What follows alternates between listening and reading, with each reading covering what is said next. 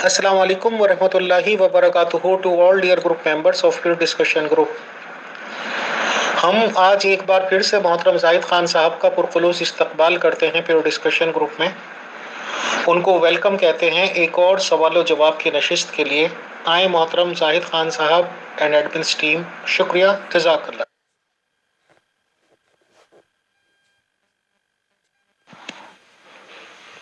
खुदा का सलाम हो।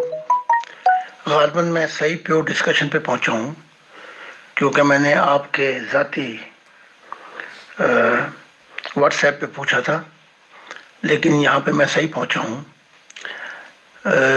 तो क्या ये दूसरा भी किसी और का है या आपका है? तो शुरू करते हैं कि जिन्हें तलाश है प्यासे हैं उस सारंगा के जो एक ही है कुल्ले कायनात में, ताकि उसे पाकर हम अपनी मंजिल पाएं। बहुत बहुत शुक्रिया मीर फैसल साहिब, मुग़ल उजाला साहिबा और दीगर टीम जो ये काम कर रहे हैं और इंसानियत की मदद कर रहे हैं कि वो इंसान बनकर खालिक कायनात को हासिल करें। मोहतरम जाहिद खान साहब, वेलकम एंड अस्सलाम वालेकुम। सर, काफ़ी मेंबर्स को आता है सर, मैं लोगों को और तो कोई काम है नहीं, उनका तो बस नहीं चल रहा, नहीं तो वो तो अपनी बल्दियत की जगह पे मेरा ही नाम लिखवाने के लिए परेशान है, बट शायद उनकी गवर्नमेंट इजाज़त ना दे या उन्हें कागज़ों में बहुत ज़्यादा चेंजिंग करनी पड़ेगी सर।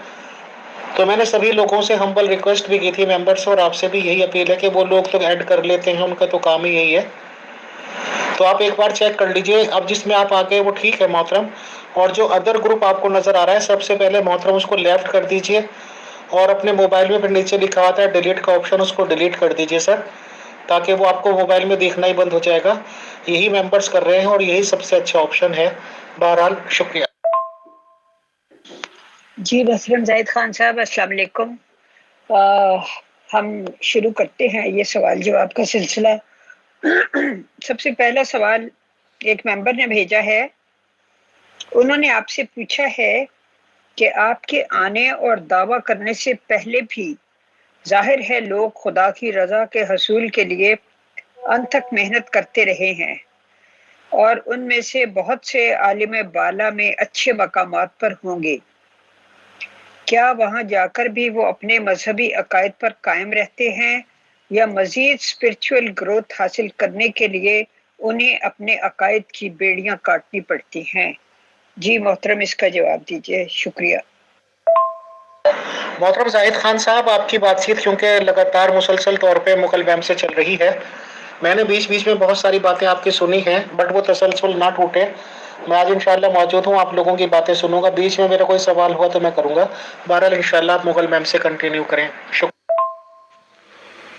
जी जी, आप सही फरमा रहे हैं और कह रहे हैं। मैंने कई दफ़ा डिलीट किया है, लेकिन ये धोखे के साथ फिर मुख्तलिफ प्योर डिस्कशन के नाम से आ जाते हैं, तो वो थोड़ा सा मुगालता लग जाता है।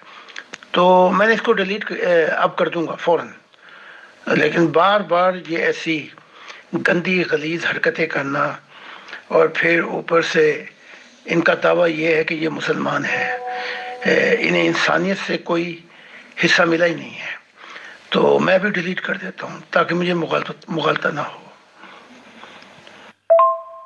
जी मोहतरम जाहिद खान साहब, यही तो इत्तेफाक है कि अमीर फैसल इन लोगों के अकॉर्डिंग मुसलमान भी नहीं है, हिंदू है, काफिर है, मुल्हिद है, पता नहीं क्या क्या है। सारी दुनिया के ऐब अमीर फैसल में है, बट उसी के ग्रुप का नाम इन्हें पसंद है, उसी के ग्रुप का आइकॉन पसंद है।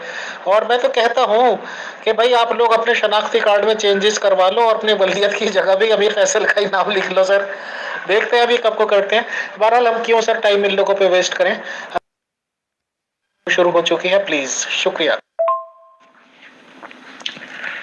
मज़हब के जो अकायद हैं इनकी छाप जो है वो बड़ी ज़बरदस्त है। अपना अकायद और उस अकायद के मुताबिक मजहबी जो इनके चेहरों पे रूह पे होता है तो वो बड़ा अजीब होता है। वो सख्ती وہ ان کے اندر دھواں لال رنگ، کیونکہ مذہبی عقائد کو لے تو لیتے ہیں، لیکن ان میں سے بہت چند ہیں جو آگے جا پاتے ہیں۔ اکثروں کا انجام عالم برزخ میں ہوتا ہے، اگر کوئی ان کو اگر اچھے لوگ تھے، لیکن کیونکہ ان کی ٹائی جو ہے وہ مذہب کے ساتھ اتنی سخت ہوتی ہے تو آگے جانے میں یہ بلاک ہو جاتے ہیں۔ تو پھر اس کے بعد کیا ہوتا ہے،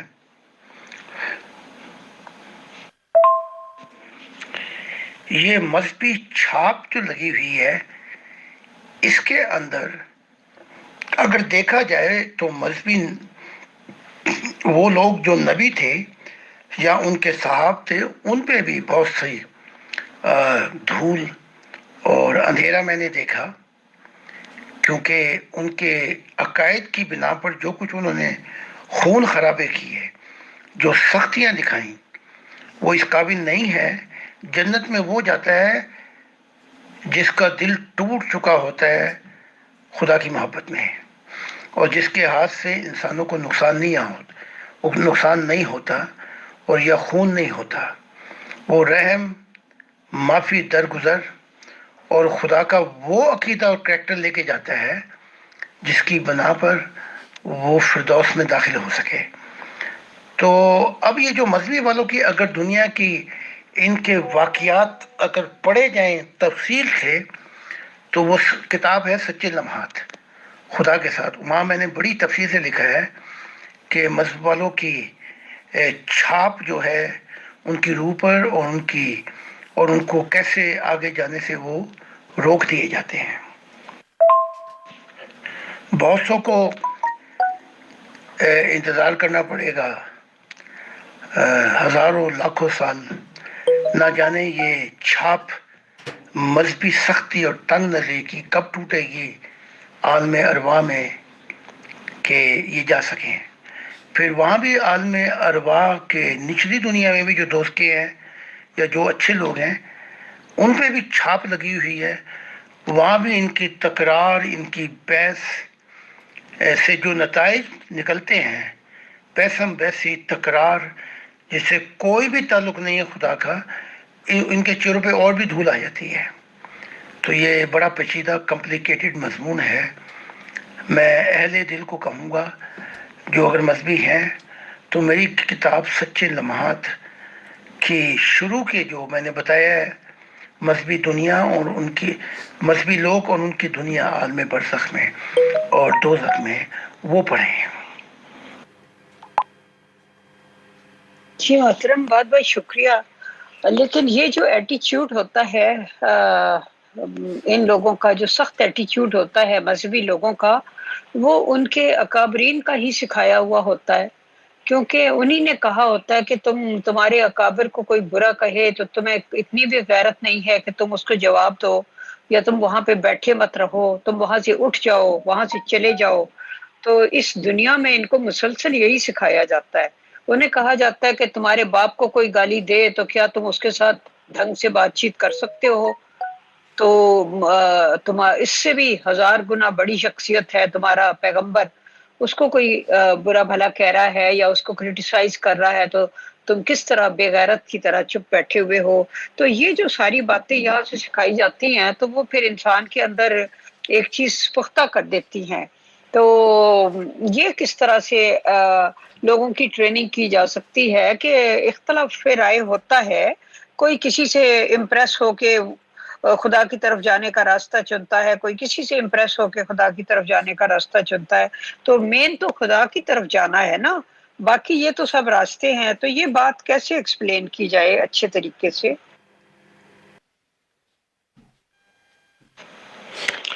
تھوڑا سا پہلے آپ کے سوال سے ہٹ کے بات کر لوں۔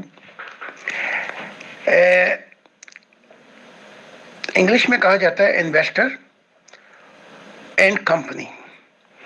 تو یہ جو انویسٹر ہوتے ہیں یہ مذہب کے نبی ہوتے ہیں،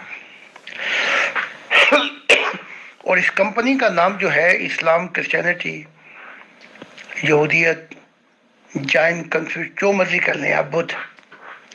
اب اس کمپنی کے اندر جتنے لوگ آتے ہیں، لازمی بات ہے ان کا جو آئیڈیل ہوتا ہے وہ نبی ہوتا ہے، اور پھر ان چیزوں کو وہ اپناتے بھی ہیں۔ ہاں ان میں سے اکا دکا ایسے بھی ہوتے ہیں جن پہ صوفیت، خدا کی تلاش کا رنگ آ جاتا ہے، تو کبھی نہ کبھی کوئی پرندہ نکل کے چلا جاتا ہے، لیکن اکثریت پھنس جاتی ہے۔ تو پھر ہوتا یہ ہے کہ ان کے انبیاؤں کو بھی وہ یہ سکھا کے گئے حصہ ملتا ہے، اور ان کی روحیں دھواں دار ہوتی ہیں، اور پھر نور میں بھی اندھیرا آ جاتا ہے، پھر انہیں نیچے آنا پڑتا ہے، اور یہ پوری کمپنی جو مذہب ہے اس کو بھی بھگتان دینا پڑتا ہے پھر، کیونکہ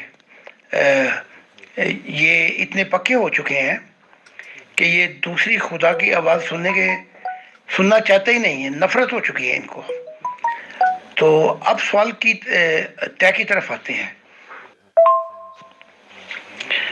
اب قرآن، تورات اور انجیل کا اگر مطالعہ کریں تو بار بار وہ کہہ رہا ہے کہ وہ جو چاہے پیغام منسوخ کر دیتا ہے، اور نئی عمر کے مطابق وہ پھر لے آتا ہے اس سے بہتر، کہ جو ہم چاہیں آیات اپنا منسوخ کر دیتے ہیں۔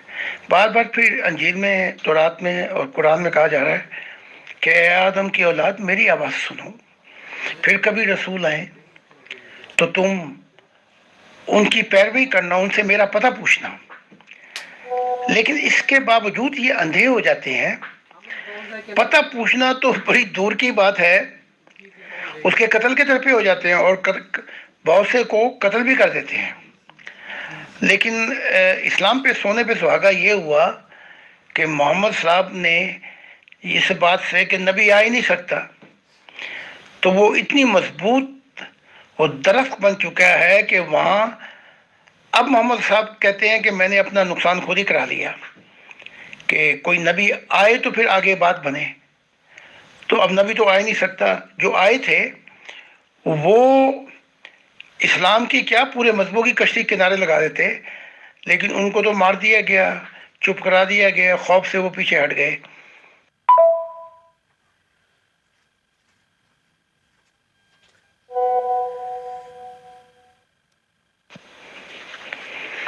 اب ان مذہبوں کے اندر کبھی کبھار اکا دکا کوئی موتی مل جائے جو ان مذاہب کی پیچیدگیوں اور بھنوروں سے نکل کر خدا کی تلاش میں نکلے، تو پھر وہ مذہب جوگا نہیں رہتا، پھر وہ مذہب سے باہر ہو جاتا ہے۔ لیکن نقصان یہ ہو گیا سب سے زیادہ کہ وہ اگلی بات نہیں بتا سکتا، کیونکہ پہلے لگے ہوئے ہیں مذہب کے کہ اگر یہ کچھ ایسی بات کریں الٹ پلٹ اپنی کتابوں سے باہر، ان کو مار دیا جائے۔ تو یہ معاملہ بڑا ہی دشوار ہو گیا ہے۔ اب خدا نے تو بہت سے نبی بھیجے تھے، ان کا بس نہیں چل سکا۔ اب میں آیا ہوں، اگر دیکھا جائے 6000 سال کے بعد، تو خدا کو کتنی فرشتوں کو کتنا غم ہے کہ وہ تلاش کرتے رہے اور ڈھونڈتے رہے۔ اب یہ آواز جو ہے خدا کی ہے اس وقت، اس لیے خدا نے مذہبوں کی سب لپیٹ دی ہے، اور خدا کہہ رہا ہے میری آواز کو سنو۔ یہ فرشتوں کا دور نہیں ہے، یہ مذہبوں کا دور نہیں ہے۔ اب اس کے لیے وقت لگے گا، کیونکہ ایک بیج کو پانی دیتے ہیں، اس کی دیکھ بھال کرتے ہیں، اس کو سیراب کرتے ہیں، پھر جا کے کبھی درخت بنتا ہے۔ تو کام تو ہو گیا ہے، خدا نے کہا، لیکن اب اس کے لیے وقت لگے گا کہ ان کے ایٹیٹیوڈ بدلیں۔ اچھا، اب اس کے جو نتائج، وہ کام جو ہو رہا ہے وہ یہ ہے کہ عیسائیت میں سے لوگ چرچوں سے بیزار ہو چکے۔ عامدیت میں دیکھتا ہوں تو نئی نسل بیزار ہو چکی ہے، ان کے سوال اور ہیں، ان کو جواب دیا جاتا ہے قرآن سے، ان کے دماغ میں نہیں پڑتی۔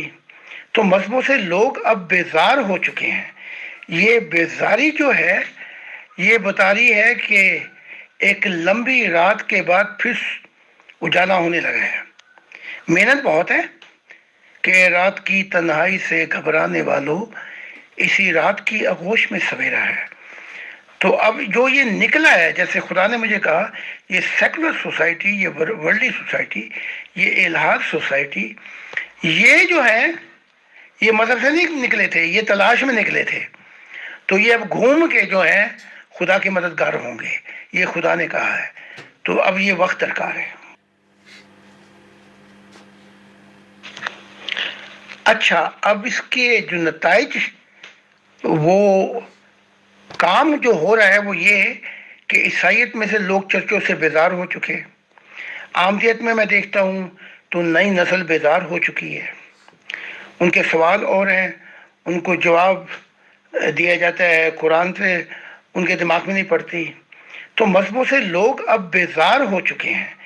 یہ بیزاری جو ہے یہ بتا رہی ہے کہ ایک لمبی رات کے بعد پھر اجالا ہونے لگا ہے۔ محنت بہت ہے کہ رات کی تنہائی سے گھبرانے والوں، اسی رات کی آغوش میں سویرا ہے۔ تو اب جو یہ نکلا ہے، جیسے خدا نے مجھے کہا، یہ سیکولر سوسائٹی، یہ ورلڈلی سوسائٹی، یہ الحاد سوسائٹی، یہ جو ہے یہ مذہب سے نہیں نکلے تھے، یہ تلاش میں نکلے تھے، تو یہ اب گھوم کے جو ہے خدا کے مددگار ہوں گے، یہ خدا نے کہا ہے۔ تو اب یہ وقت درکار ہے۔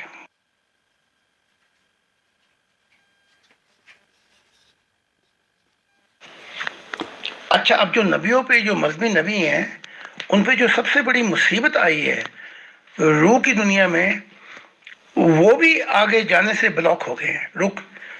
وہ جاتے ہیں کچھ دیر کے لیے، پھر نیچے جانا پڑتا ہے ان کو۔ وہ ہوا یہ کہ جنتیں جو آگے جنتیں ہیں، وہاں تو شریعت ہے ہی نہیں۔ یہ تو محمد صاحب نے اشارہ میں خود بھی کہا تھا، وہ نماز نہیں ہوگی، یہ نہیں ہوگا، وہ نہیں ہوگا، وہاں پر تو ہے ہی نہیں شریعت۔ تو اب جو یہ نبی ہیں جو مذہب کے، یہ بھی اپنی امتوں کو شریعت کے پل پہ بلا کے اب یہ جمہوری ہو گئے ہیں، بڑی کوشش کر رہے ہیں کہ آگے چلے جائیں۔ تو یہ مسئلہ اتنا اڑ گیا ہے، اب ان کی امتوں کو کیسے سمجھایا جائے؟ اب میں آیا ہوں 6000 سال کے بعد، تو اب 6000 سال کا جو بگڑا ہوا کام ہے وہ 6 دنوں میں بھی ٹھیک نہیں ہو سکتا، 6 سالوں میں بھی، اور 60 سالوں میں بھی نہیں۔ اس کے لیے ایک عمر میں نے دے دی، اس کے لیے 2 نسلیں درکار ہیں۔ اس کے بعد جا کے یہ جو ان کے جو ہیٹر ہیں وہ ٹھنڈے ہوں گے، اور ٹھنڈے کیا ہوں گے، ان کی نسلیں خود ہی ان کو لات مار دیں گی، ان کے قائد اور ان کے مذہبوں کو، تو پھر اجالا ہوگا، پھر صبح ہوگی۔ تو یہ بہت لمبا پروسیس ہے۔ اب اس کو جو بیان میں نے کیا ہے اس میں سچے لمحات میں، تو جو پڑھنا چاہتے ہیں وہ مہربانی کر کے پڑھ لیں، شاید کوئی ایسا اہل دل ہو وہ جان جائے، سمجھ جائے کہ میری منزل کیا ہے۔ جی محترم، بہت بہت شکریہ، اتنی ڈیٹیل سے آپ نے ساری بات بیان کی، اور اسی کو سن کے مجھے یہ شعر بھی یاد آ گیا، یہ بھی پڑھ دیتی ہوں یہاں پہ۔ شریعت دے اچے دروازے، راہ فقردہ موری ہو، عالم فاضل لنگن نہ دین دے، جو لنگدا سو چوری ہو۔ تو یہ جو ہوتی ہے، یہ قوانین اور یہ بنائے ہوئے، اور یہ سب راستے میں بہت بڑی وہ آ جاتی ہیں رکاوٹیں کہ اس طریقے سے چلو اور اس طریقے سے چلو۔ تو بہرحال جس کو خدا کو پانے کی طلب ہوتی ہے، وہ کوئی نہ کوئی راستہ اس کے بیچ میں سے ڈھونڈ لیتا ہے اور اس پہ چل لیتا ہے۔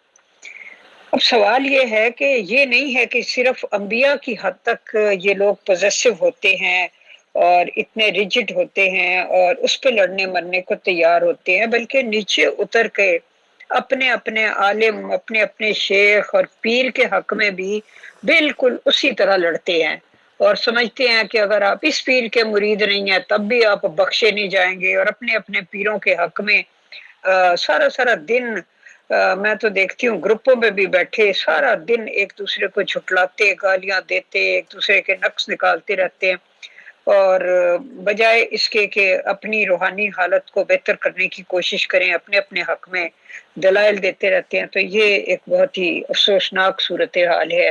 تو آپ کا کیا خیال ہے، یہ جو بیماری ہے یہ انبیاء سے نیچے اتر کے اپنے اپنے پیروں اور شیخوں اور ان تک بھی شفٹ ہو چکی ہے۔ میں تو اس معاملے میں سمجھتی ہوں کہ ٹھیک ہے، اگر آپ کو کسی ایک بندے کو کسی پیر کے ذریعے یا کسی شیخ کے ذریعے حق ملا ہے تو ٹھیک ہے، بڑی اچھی بات ہے، اس کی رسپیکٹ کرو، اور دوسروں کو ان کے کسی شیخ کے ذریعے ملا ہے تو اس کی بھی رسپیکٹ کرو۔ تو سب کی رسپیکٹ کرنے میں ان لوگوں کو کیا مشکل حائل ہے؟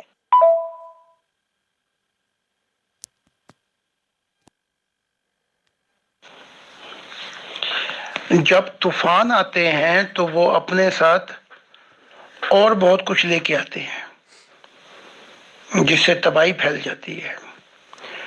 تو اگر آپ یہ پیروں فقیروں کی بات اگر کریں گی تو یہ جو شیعہ جماعت ہے، یہ علی صاحب کے انہوں نے کہا کہ چاہو تو بیعت کر لو، چاہو تو نہ کرو، یہ یہیں سے شیعوں کی جماعت بنی ہے۔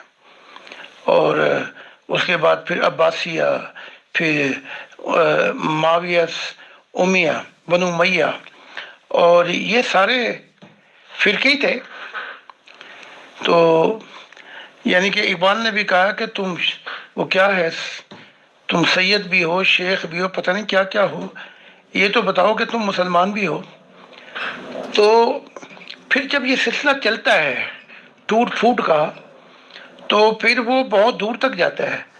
تو اس کی چوٹ پھر آپ یہاں بھی دیکھتے ہیں کہ یہ ہمارے امام ہیں، یہ تمہارے امام ہیں، اور ہم ان کو مانتے ہیں۔ پھر یہ آگے سے پھر وہی فرقہ سلسلہ شروع ہو جاتا ہے اپنا اولیاء اللہ کے اندر، یہ اولیاء کی جماعت کے اندر بھی۔ تو پھر وہ کہتے ہیں جب آگ لگتی ہے تو وہ آگ یہ نہیں دیکھتی کہ وہ کس کس کو جلائے گی، وہ پھر سارے گلشن کو جلا دیتی ہے۔ تو اب اس نظام کو جو گندا ہو گیا ہے، خدا نے کہہ دیا یہ گندا نظام ہے۔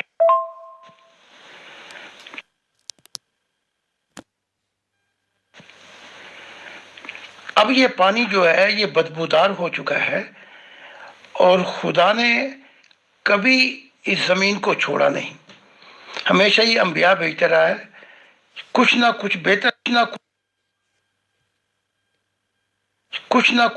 ہوتا رہا ہے۔ تو اب اس کو اگر فرض کر لیں، اگر میں اسلام کے اندر یہ مشن چلاتا، پہلے تو انہوں نے مجھے مار ہی دینا تھا، لیکن اگر کوئی گنجائش اتنی ہوتی تو اتنے مسائل آ چکے ہیں ان فرقوں کے اندر کہ ایک جیون کیا، مجھے 1 کروڑ جیون چاہیے ان مسائل کو حل کرنے کے لیے۔ جیسے ایک ہمالائے کا پہاڑ ہے اور آپ سوراخ کر کے دوسری طرف جائیں تو آپ دیکھ لیں کتنا زمانہ لگے گا آپ کو۔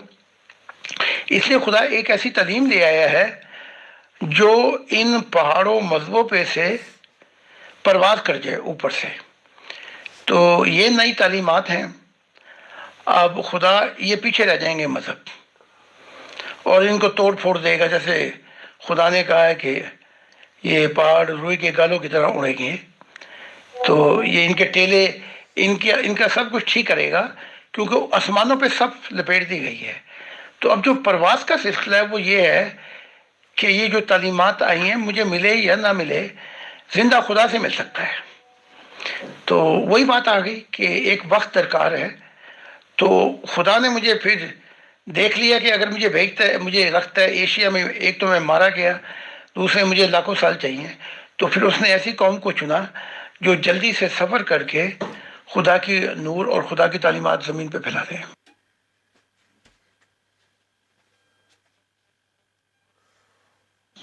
جی محترم، بہت بہت شکریہ۔ اب ہم آتے ہیں اس آیت کی طرف جس میں یہ کہا گیا ہے کہ یہ سورہ الاعراف کی جو آیت نمبر 35 ہے، غالباً شاید میں آگے پیچھے کوئی ایک آدھ نمبر ہو گیا ہو، جس میں یہ کہا گیا ہے کہ یعنی اے بنی آدم، جب بھی تمہارے پاس رسول تم میں سے ہی آئیں جو تمہیں میری آیات سنائیں، تو جو کوئی بھی تقوی کی روش اختیار کرے گا، یعنی ان کی دعوت کے جواب میں تقوی کی روش اختیار کرے گا اور اصلاح کر لے گا، تو ان کے لیے نہ کوئی خوف ہوگا اور نہ ہی وہ کسی غم سے دوچار ہوں گے۔ تو اب اس کو بھی اس میں صاف لکھا ہے کہ وہ جب تمہیں میری آیات سنائے، یعنی ظاہر ہے وہ کوئی نشانیاں لے کے آئے ہوں گے میری طرف سے تر و تازہ، وہ تمہیں بتائیں گے، لیکن یہاں پر کہنے لگ جاتے ہیں کہ وہ تمہیں میری آیات سنائے، یعنی وہ تمہیں قرآن ہی سنائیں گے۔ تو اس کا کیا حل ہے؟ وہ اور یہ کہتے ہیں کہ وہ پہلی کتابوں کی تصدیق کرے اور کہے کہ یہ سب بھی سچ ہیں اور انہی کو پڑھ پڑھ کے سنائے، جس طرح مرزا غلام احمد قادیانی صاحب جو تھے وہ قرآن ہی سناتے رہے، لیکن مانا انہیں بھی نہیں، سوائے میرا مطلب ان لوگوں کے جو ان پہ ایمان لائے، وہ احمدی کہلائے، باقی لوگوں نے نہیں مانا۔ تو یہ جو مسئلہ ہے، پلیز اس آیت کو ذرا واضح کیجئے، کیونکہ اس میں کہا گیا ہے کہ جب بھی تمہارے پاس رسول آئیں تمہیں میں سے اور وہ تمہیں میری آیات سنائیں، تو جو تقوی کی روش اختیار کرے گا اور اصلاح کر لے گا تو اس کے لیے کوئی خوف ہوگا نہ غم۔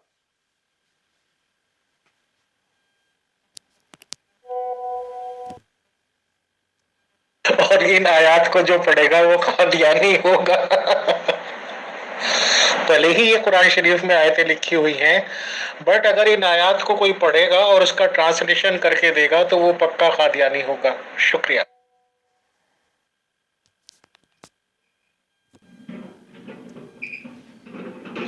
کوئی ہندو، کوئی مسلم، کوئی عیسائی ہے، سب نے انسان نہ بننے کی قسم کھائی ہے۔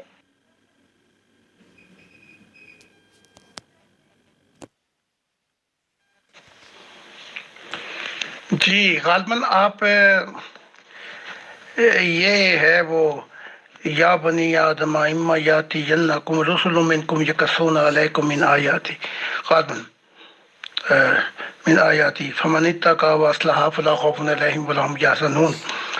اس آیت کو سمجھنے کے لیے آپ یہ دیکھ لیں کہ جو نبی آئے گا،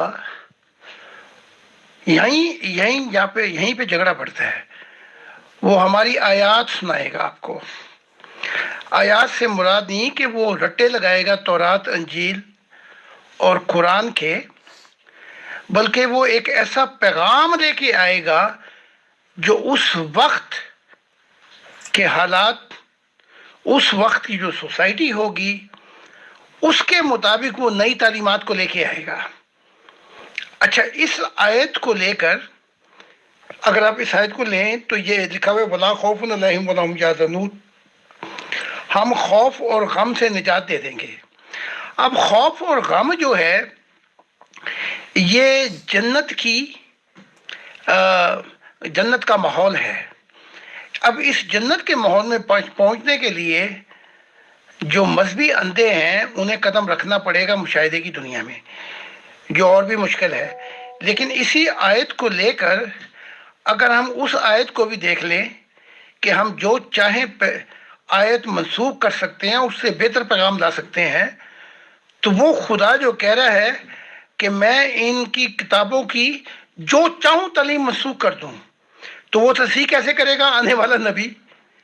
خدا کہہ رہا ہے کہ میں جو چاہوں میں منسوخ کر دوں ان کی آیات اور ان کی تعلیم، تو جب وہ نیا آنے والا ہے وہ بتائے گا نا کہ خدا نے کیا کیا منسوخ کیا ہے۔ اور میں بتا رہا ہوں کہ خدا نے کہا کہ میں نے ساری مذہبوں کی صف لپیٹ دی۔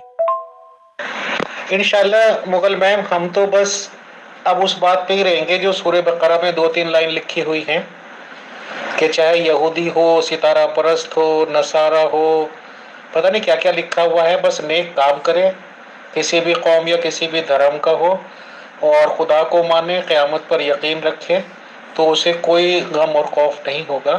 میرے اکارڈنگ تو وہ بیسٹ لائنز ہیں اور ان پہ عمل کر کے بہت بڑھیا ٹھیک زندگی گزاری جا سکتی ہے۔ شکریہ۔ تو جب ان سب کی صف لپیٹ دی ہے، جب وہی تصدیق نہیں کر رہا تو میں کیسے تصدیق کر دوں گا؟ ہاں، میں ان کی کتابوں سے ان کو بتاتا ہوں کہ اے اندھو، تم اپنی تعلیمات کو جو اندر جو تھا اس کو بھی نہیں تم سمجھ سکے، وہ جو اکا دکا موتی ہے وہ بھی نہیں نکال سکے، ورنہ تم اس کو اگر موتیوں کو لے آتے تو تمہارا اگلا سفر آسان ہو جاتا۔ میں یہ بتا رہا ہوں، ورنہ مجھے قرآن کی، انجیل کی، تورات کی ان تعلیمات کو دوہرانے کی ضرورت نہیں ہے۔ تو اب مسئلہ یہ ہے کہ یہ لیتے ہیں قرآن کو اپنی سمجھ کے مطابق، خدا کہہ رہا کچھ اور تعلیمات، اور یہ سمجھنا نہیں چاہتے ہیں۔ تو اس لیے اینڈ کے اندر خدا نے کہا ان سارے مذہبوں کی صف لپیٹ دی میں نے، ختم یہ سارے۔ اور اب کوئی ضد بازی اگر کرے گا تو خدا نے کہا وہ اندھیروں کے اندر جائے گا۔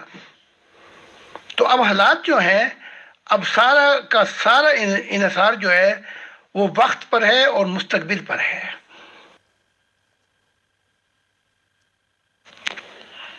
اور آپ غور کر لیں، یہ جو امیر فیصل صاحب نے یہ سورہ بقرہ کا کہا ہے کہ یا ایھا الذین آمنو، پھر کہا گیا ہے کہ وہ عیسائی یہودی و صائبین، کوئی بھی ہو، یہاں تو اسلام کا نام بھی نہیں آیا ہے، یعنی کہ یہودی، عیسائی، ستارہ پرست، من آمن باللہ والیوم الآخر، جو بھی ایمان لے کے آئے گا اپنا آخرت پر اور اچھے نیک زندگی گزارے گا، یہ عمل کرے گا، تو ان کا حصہ ان کو ملے گا۔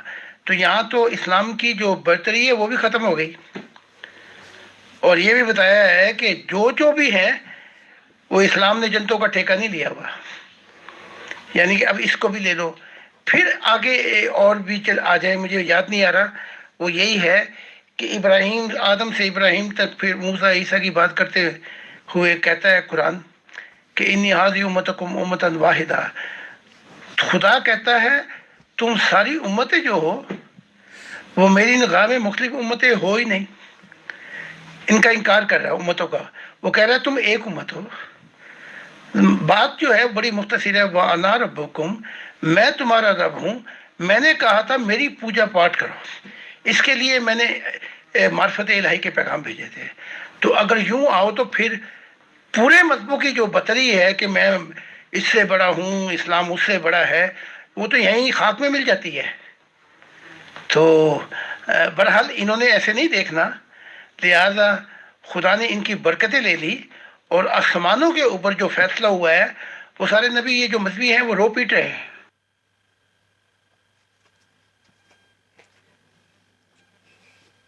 جی محترم، بہت بہت شکریہ۔ یہ جو اوپر بات چیت چل رہی ہے اسی کے ریگارڈنگ ایک سوال آیا ہے۔ انہوں نے کہا کہ اس آیت میں تو کہا گیا ہے کہ اے بنی آدم، جب بھی تمہارے پاس رسول آئیں اور مطلب جو بھی ان کی دعوت پر ایمان لائے گا تو اور اصلاح کر لے گا تو اس کو کوئی خوف نہ غم ہوگا۔ لیکن ہوتا یہ ہے کہ جیسے ہی کوئی ایمان لاتا ہے آنے والے پر، اس بیچارے کی شامت آ جاتی ہے۔ ایک تو جو بلا رہا ہوتا ہے اپنی طرف، یعنی خدا کی طرف سے آنے والا، پہلے تو اس کی آ جاتی ہے شامت، اور اس کے بعد جو اس پہ ایمان لاتے ہیں بیچارے اکا دکا ڈرے سہمے، وہ بجائے اچھے بھلے ماحول سے نکل کر ایک خوف اور غم کے ماحول سے دوچار ہو جاتے ہیں۔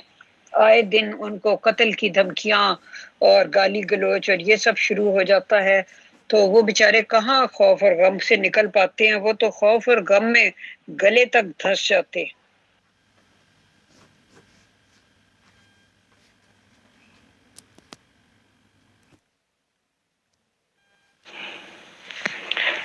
ہاں یہ تنگ دروازہ ہے، لیکن بعد میں یہ ہمیشہ کی زندگی کے اندر کھل جاتا ہے۔ تو بہت چھوٹی جماعتیں ہیں جنہیں یہ بوجھ اٹھانا پڑتا ہے مصیبتوں کا، لیکن انسانیت کو کچھ نہ کچھ فائدہ ہوتا ہے۔ تو اس کے نتائج جو ہیں پھر وہ جو بیان کیے جا رہے ہیں، یہ تھوڑی سی تکلیف کے بعد ہمیشہ کی راحت ہے، نہ خوف اور نہ غم ہوگا۔ مراد یہ ہے کہ اس زندگی کے اندر بھی خدا ان پر سکنیت طاری کر دیتا ہے، سکون کی، اور وہ ان مصیبتوں کو اٹھا لیتے ہیں۔ لیکن اس میں مضمون یہ ہے کہ تمہیں جہاں پر ہم اب لانے والے ہیں وہاں پہ نہ خوف اور غم ہے، یعنی کہ انہیں بشارتیں دی جاتی ہیں کہ وہ ہمیشہ کی زندگی ہے۔ بلکہ اس دنیا کے اندر ہی جب وہ یہ بوجھ اٹھا رہے ہوتے ہیں جو ان پہ بہت گراں گزرتا ہے، اور خدا کی مدد بھی مانگتے ہیں، انہیں دوسری ان کو مشاہدہ کرایا جاتا ہے، ان کو پھل چکھائے جاتے ہیں، لیکن کوئی نہ کوئی تو ہوگا، جیسے عیسیٰ نے کہا تھا کہ کوئی ہے جو میرا مددگار ہو خدا کی دنیا لانے میں۔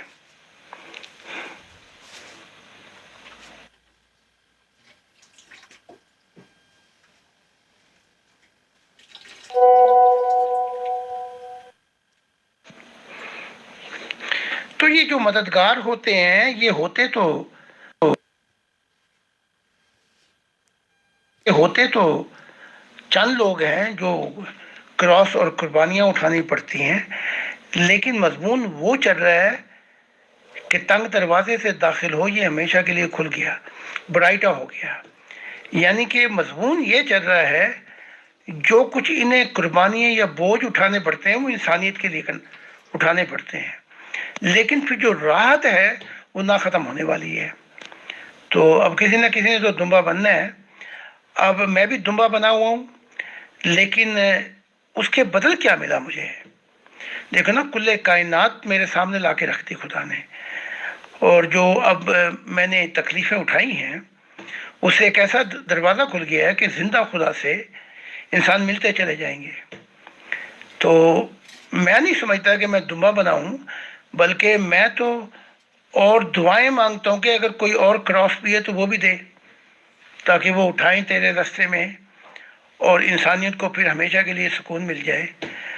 تو یہ بلکہ مجھے تو خوشی ہے، 50 سال ہو گئے ہیں، وہ جو سکون جو وہ ملا مجھے سب کچھ، وہ تو اس کے مقابلے میں تو یہ دکھ و تکلیف ایک چھوٹا سا نقطہ بھی نہیں رہا۔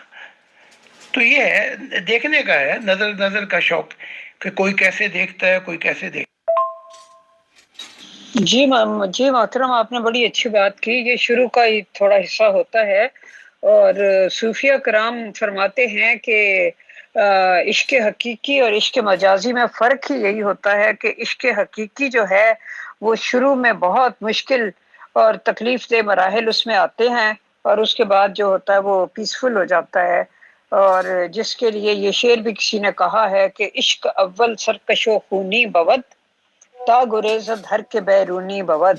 شروع میں یہ عشق جو ہے یہ بہت سرکش خونی دکھائی دیتا ہے، تاکہ ہر جو گھٹیا کمینہ اور اس قابل نہیں ہے وہ اس سے دور رہے اور اس سے پرے رہے اور اس راستے پر قدم نہ رکھے۔ اور دوسری طرف جو عشق مجازی ہوتا ہے وہ شروع میں بہت دل لبھانے والا اور خوش کن اور بڑا مسحور کن دکھائی دیتا ہے، لیکن اس کا جو انجام ہوتا ہے وہ یا جدائی یا قتل یا خودکشی پر ہوتا ہے۔ تو ان دونوں عشقوں میں یہ فرق ہے۔ اب میں اگلا سوال پوچھتی ہوں جو ایک ممبر نے بھیجا۔ ہمارے ایک محترم ممبر صاحب نے پوچھا ہے کہ محترم زاہد خان صاحب یہ بتائیے کہ انسانی بچے کی عمر کتنی ہوتی ہے جب شیطان اس پر اثر انداز ہونا شروع ہو جاتا ہے؟ وہ شیطان تو بعد میں آتا ہوگا، یہ ہمارے گھر کے اندر جو شیطان بیٹھے ہوئے ہیں، جیسے بلے شاہ نے کیا کہ جو گھر میں بیٹھا اس کو پکڑا ہی نہیں۔ یہ جو گھر کے شیطان ہیں یہ اپنے جاہلانہ عقائد زبردستی ٹھوس کے ڈال دیتے ہیں بچے کے اندر، اور پھر وہ ان عقائد کو لے کے انتہا پسند بن کے اسی اینک سے دیکھتا ہے۔ تو یہ کام تو یہ گھر سے جو یہ شیطان ہے آلے دوالے یہ کرتے ہیں کام، اور وہ جو یونیورسل شوائیں ہیں وہ بند کر دیتے ہیں۔ پھر بچہ جو ہے وہ جسمانی طور پہ بڑھتا رہتا ہے، لیکن جو روح کے مسائل ہیں اس میں پھر روح کی کوئی ترقی نہیں ہوتی، روح نہیں بڑھتی۔ تو یہ گھر کے شیطانوں کا کیا کریں؟ جو ایک کھلا شیطان ہے اس کے آمنے سامنے آتا ہے تو اس کے لیے کچھ کیا جا سکتا ہے۔ اب یہ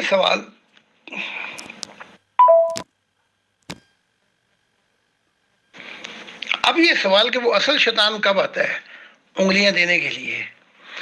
بھائی یہ جو ہم نے یہ جو گھر کے شیطان تھے انہوں نے تو بنیاد پہلے ہی بنا دی۔ اب اسی لیے کہا جا رہا ہے یورپ کے اندر کہ بچے کو کوئی چیز ٹھوسو نہ، یعنی کہ یہ تک کہ میٹرک تک 18 سال تک اسے مذہب میں بھی نہ گھسیڑو،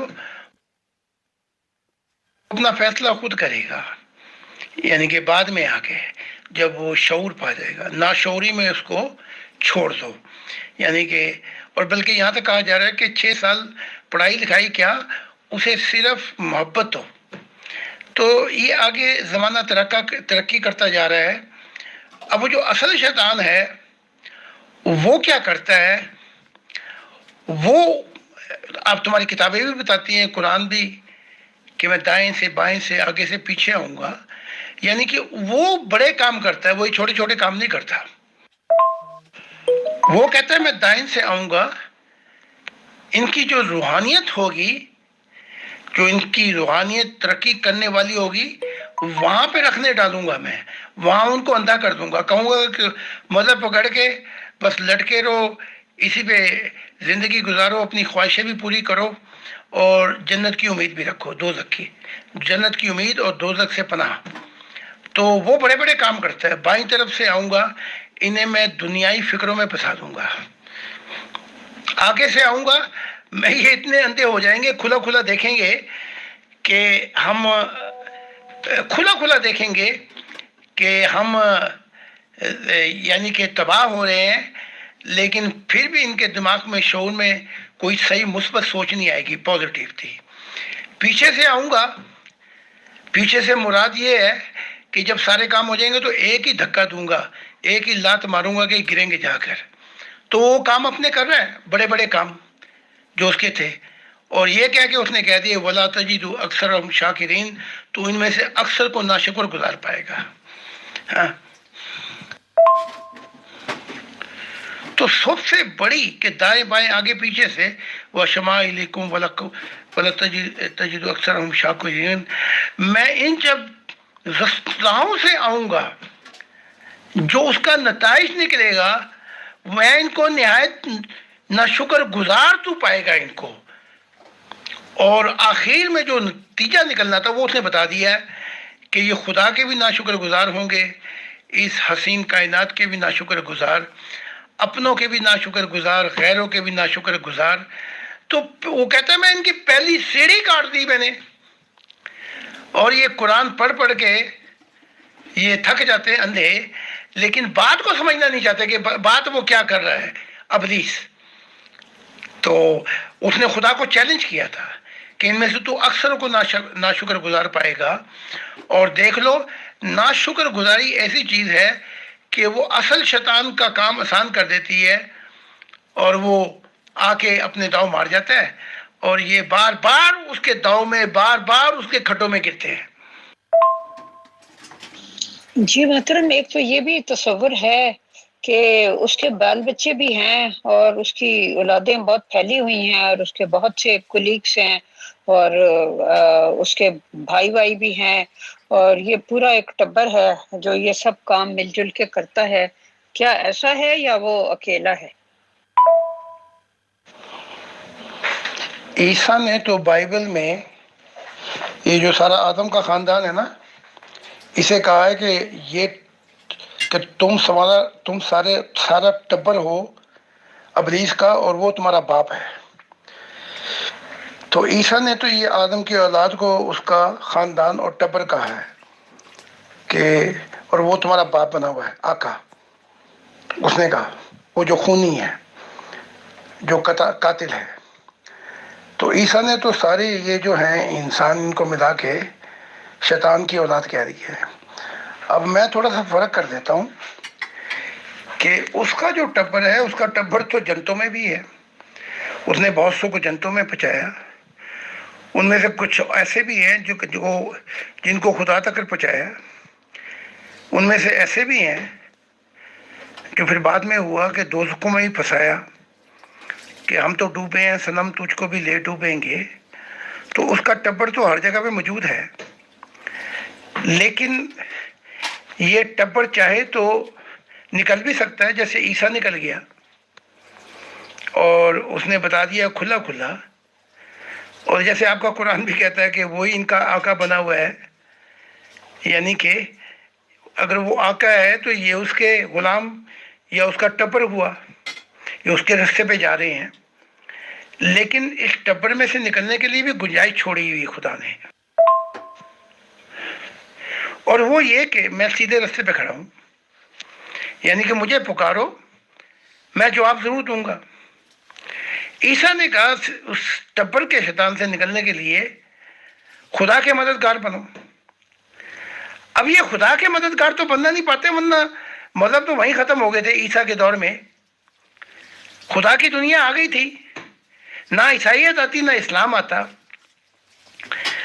تو خدا تو چانس دے رہا ہے بار بار۔ اب اس دفعہ جو چانس دیا ہے، یا یوں کہہ لیں میں ڈھیٹ قسم کا آدمی ہوں، مجھے اس شیطان کے ٹبر کی پرواہ نہیں، میں ڈٹ گیا، اور میں نے ابتدا سے ہی سوچ لیا تھا میں نے اپنا جینا مرنا خدا کے ساتھ ہے، تو میں خدا کی طرف دیکھ کر اس ٹبر کی، نہ میں ان ٹبر نے جو کیا، نہ یہ مجھے ڈرا سکے نہ دھمکا سکے، اور جو کچھ بھی کیا میں بالکل بہادری کی طرح، خدا کی بہادری جو ہے وہ میرے دل میں محبت میں چھا گئی ہے، تو خدا خوش ہو گیا کہ تو نے اپنا کام کر دیا ہے، اب اگر تیری زندگی میں نہیں آتی تو اسے مطلب یہ نہیں کہ اب میری دنیا نہیں آئے گی، بس 2 یا 3 نسل کی بات ہے، تو خدا بھی خوش ہو گیا۔ تو پھر یہ ہے کہ جو آنے والا ہے یا وہ کمپرومائز نہ کرے اس ٹبر کے ساتھ، اور تو نہ جائے کہ میں نے آسمان کی باتیں بتانی ہیں، تو پھر نتائج کچھ اور ہوتے، اب نتائج جو ہیں وہ کچھ اور ہوتے۔ جی محترم، بہت بہت شکریہ۔ اصل میں آپ سے ہمیں ایسی ایسی حیرت انگیز باتیں پتہ چلتی ہیں جو سچی بات ہے، نہ اس سے پہلے حالانکہ بہت کتابیں چھانی تھیں لیکن نہیں پڑھی تھی ایسی باتیں۔ تو مجھے جہاں تک یاد پڑتا ہے کہ آپ نے اس کے خاندان کے بارے میں اپنی کسی بک میں تفصیل سے بتایا بھی تھا، اس کے کچھ بچے اس کے جنت وغیرہ میں بھی ہیں، اور آپ نے کہیں اس کی کسی بیٹی کے ساتھ تفصیلی ملاقات کا بھی ذکر کیا تھا، جو کہ میرا مطلب ایک اچھی بیٹی ہے اس کی، بہت ہی نیک اور جنتی ہے، تو وہ پتہ نہیں وہ ساری تفصیلات مجھے بھول گئی ہوئی ہیں، کیا آپ اس کو ذرا تھوڑا سا اس میں سے دہرا سکتے ہیں پلیز؟ Thank you. جی، وہ کتاب ہے ہم کلامی خدا کے ساتھ اور نوری مخلوق اور ابلیس کے ساتھ، اس میں اس بیٹی کا ذکر کیا، اور ابلیس کے بیٹا اور بیٹیوں میں بہت سے ہیں جو نہیں گرے ابلیس کے ساتھ، اور وہ عالم بالا جنتوں میں خدا کے ساتھ ہیں۔ اس میں میں نے تو اس نے جب میں نے ابلیس کے ساتھ کنفرنٹیشن تھی، اور پھر جہاں پہ ابلیس ہارا محبت کے انجام پر، تو وہ بیٹی بڑا رو رہی تھی اور بتا رہی تھی کہ اب انسانیت وہاں سے شروع کرے گی جو ابھی تک انسانیت شروع نہیں کر پائی، یعنی کہ جو زندگی کا موڑ تھا وہ یہ تھا کہ ایک زندگی خدا کو سمجھنے کے لیے کافی نہیں ہے، پانے کے لیے نہیں کافی ہے، تو اب انسانیت کا رخ صحیح سمت پہ ہوگا۔ تو اسی سلسلے میں نے بتایا تھا کہ آج بھی جو موسیقی یا شعر یا وہ محبت الہی میں اس نے لکھے تھے، وہ آج بھی جنتوں کی زینت ہیں عالم بالا میں، اور خدا نے ان کو نہیں نکالا، بلکہ وہ بول جو ابلیس کے تھے محبت میں کسی زمانے میں، وہ آج بھی خدا گنگناتا ہے۔ تو وہ کیونکہ میں کتابیں لکھتا جا رہا ہوں تو بہت سی کتابیں میرے ذہن میں نہیں ہیں، تو ان کی باتیں، تو کیونکہ آگے کا سفر ہے، تو جب پیچھے آتے ہیں تو زمانے بدلے ہوئے لگتے ہیں، تو وہ اس میں ہے، وہ پڑھ لے جس نے پڑھنی ہے تفصیل سے، ہم کلامی خدا کے ساتھ۔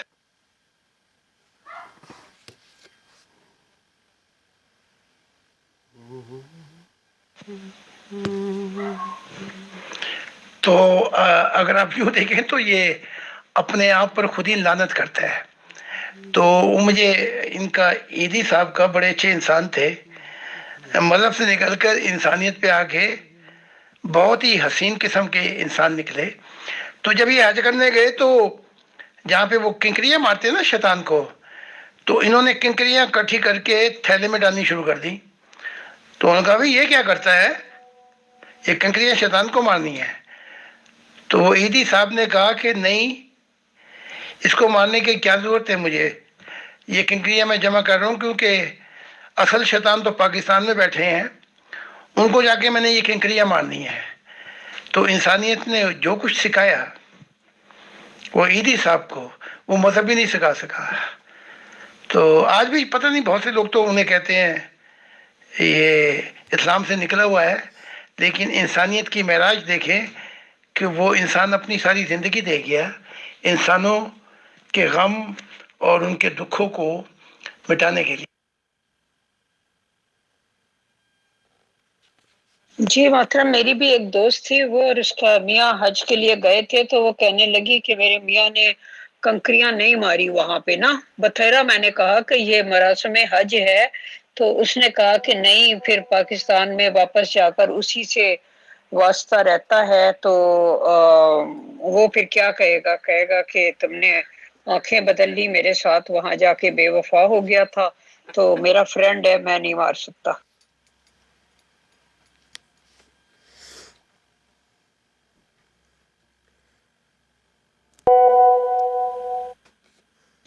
جی محترم، ہمارا پروگرام آلموسٹ 85 منٹس ہو گئے ہیں.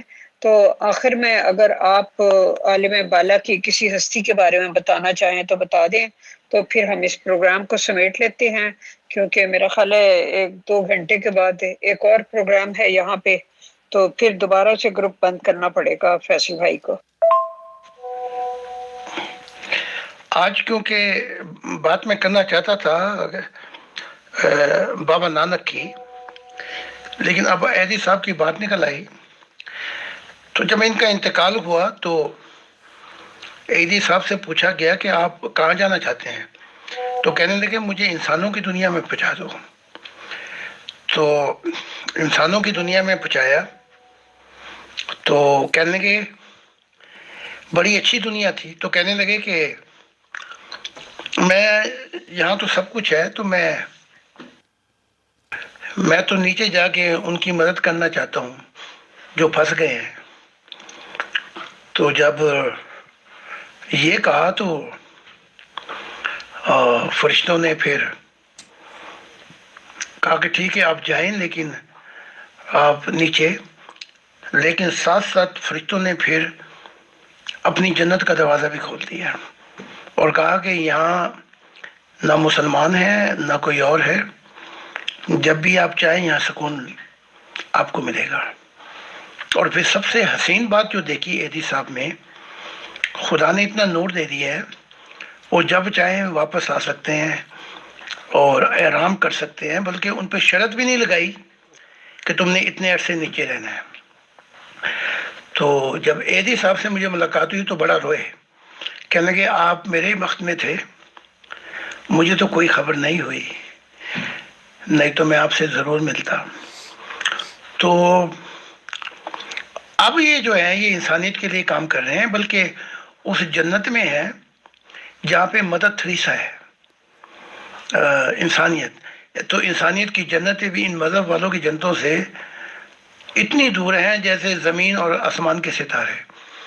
تو آج آپ کے سامنے ان کا ذکر کیا تو خدا نے ان کو پھر کیا دیا، اور اگلی دفعہ بابا نانک کا ذکر کریں گے اگر زندگی رہی. جی محترم زاہد خان صاحب، بہت بہت شکریہ. اور ایدی صاحب کے بارے میں یہ سب کچھ جان کر تو اور بھی زیادہ خوشی ہوئی، اس واسطے کہ وہ ایک ایسا وہ کیا کہتے ہیں فقیر منش شخص تھے، وہ ایسے کہ جنہوں نے اپنی ساری زندگی بچپن سے لے کے، میں نے ان کی جو آٹو بایوگرافی تھی وہ پڑھی تھی، ان کی داستان حیات کے کس طرح انہوں نے بہت چھوٹی عمر میں، جب وہ بالکل 4-5-6 سال کے تھے تب سے ہی انسانیت کی خدمت کے کاموں میں حصہ لینا شروع کر دیا تھا، تو اس شخص نے اینڈ تک اپنی زندگی جو تھی وہ اس پیٹرن پہ گزاری۔ تو بے شک اللہ تعالیٰ کو غنی نوع انسان سے، دکھی انسانیت سے محبت کرنے اور ان کے دکھ دور کرنے والے لوگ بہت پسند ہیں۔ بہت شکریہ آپ نے بتایا، اور ادروائز بھی آپ کی تشریف آوری کا بہت بہت شکریہ۔ تو انشاءاللہ کل پھر جیسا آپ بتائیں گے اس کے حساب سے آپ سے ملاقات ہوگی۔ جی بھائی شکریہ عطر بھائی، سوالات تو میرے پاس بہت سے ہوتے ہیں، ہمیشہ ہی ہوتے ہیں، آتے بھی رہتے ہیں، لیکن وہی بات ہے کہ پھر فیصل بھائی نے 2 گھنٹے کے بعد دوسرا پروگرام شروع کرنا، تو پھر لوگ اعتراض کرتے ہیں کہ گروپ اتنی دیر بند کیوں رکھا جاتا ہے، تو اس وجہ سے ہم انشاءاللہ باقی کل کریں گے بات چیت۔ بہت بہت شکریہ اور بہت جزاک اللہ محترم زاہد خان صاحب، مغل میم، اطہر بھائی اینڈ آل ایڈمنس ٹیم، ہمارے پیارے سبھی گروپ ممبرس کا بہت بہت شکریہ، اور انشاءاللہ نیکسٹ سوال و جواب کی نشست میں جلدی ہی ملاقات ہوگی۔ شکریہ، جزاک اللہ ٹو آل۔ میرے دل میں بھی جو محبت آپ کے لیے ہے، امیر فیصل صاحب کے لیے، وہ میں کبھی بھی بیان نہیں کر سکتا، کیونکہ سب سے بڑی جو خدمت ہو سکتی ہے کسی ایک انسان کو زندگی دے دینا ہے، کیونکہ کوئی شخص بھی جو انسانیت کی طرف آئے گا وہ معراج ہے اور آسانیاں پیدا کر دے گا انسانیت کے لیے۔ تو دیگر ٹیم کا بھی بڑا شکر گزار ہوں، اور پھر میں امیر فیصل صاحب اور آپ کا شکر گزار ہوں کہ یہ آپ اسے صحیح ڈیموکریسی کہتے ہیں کہ سب کو یکساں موقع دیا جاتا ہے کہ اپنی بات یہاں رکھ سکے اور بتا سکے۔ تو بہت بہت شکریہ آپ سب لوگوں کا۔ تو ٹھیک ہے، وہ اطہر صاحب کہیں جا رہے ہیں تو کوئی بات نہیں، خدا حافظ۔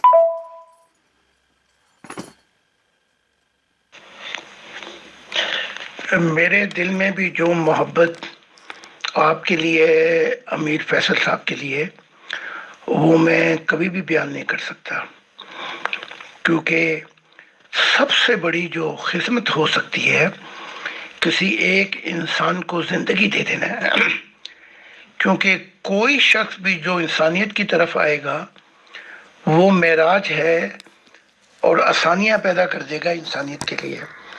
تو دیگر ٹیم کا بھی بڑا شکر گزار ہوں، اور پھر میں امیر فیصل صاحب اور آپ کا شکر گزار ہوں کہ یہ آپ اسے صحیح ڈیموکریسی کہتے ہیں کہ سب کو یکساں موقع دیا جاتا ہے کہ اپنی بات یہاں رکھ سکے اور بتا سکے۔ تو بہت بہت شکریہ آپ سب لوگوں کا۔ تو ٹھیک ہے، وہ اطہر صاحب کہیں جا رہے ہیں تو کوئی بات نہیں، خدا حافظ۔